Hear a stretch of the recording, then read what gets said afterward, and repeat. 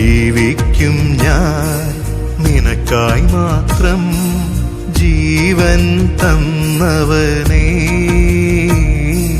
ജീവന്റെ ദായകനേ. ജീവിക്കും ഞാൻ നിനക്കായി മാത്രം, ജീവൻ തന്നവനേ,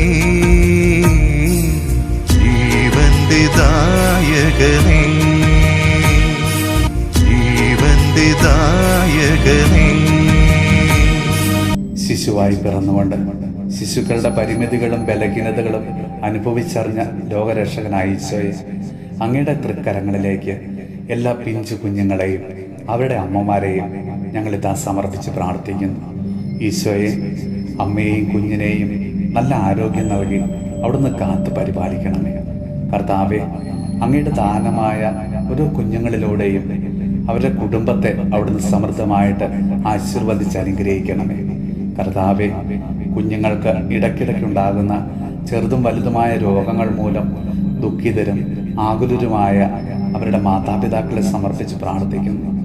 ഒരമ്മയുടെ ദുഃഖം ശരിയായി മനസ്സിലാക്കുന്ന കർത്താവെ, കുഞ്ഞിൻ്റെ ആരോഗ്യ പ്രശ്നങ്ങൾ മൂലം വേദനിക്കുന്ന മാതാപിതാക്കളോട് അവിടുന്ന് കാരുണ്യം കാണിക്കണമേ.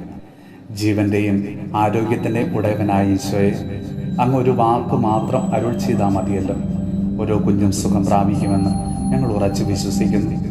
പ്രത്യാശയോടെയുള്ള ഞങ്ങളുടെ പ്രാർത്ഥന കരുണാപൂർവ്വം ശ്രവിച്ച് ഓരോ കുഞ്ഞുങ്ങളെയും കർത്താവെ ഇന്ന് ആശീർവദിച്ച് അനുഗ്രഹിക്കണമേ.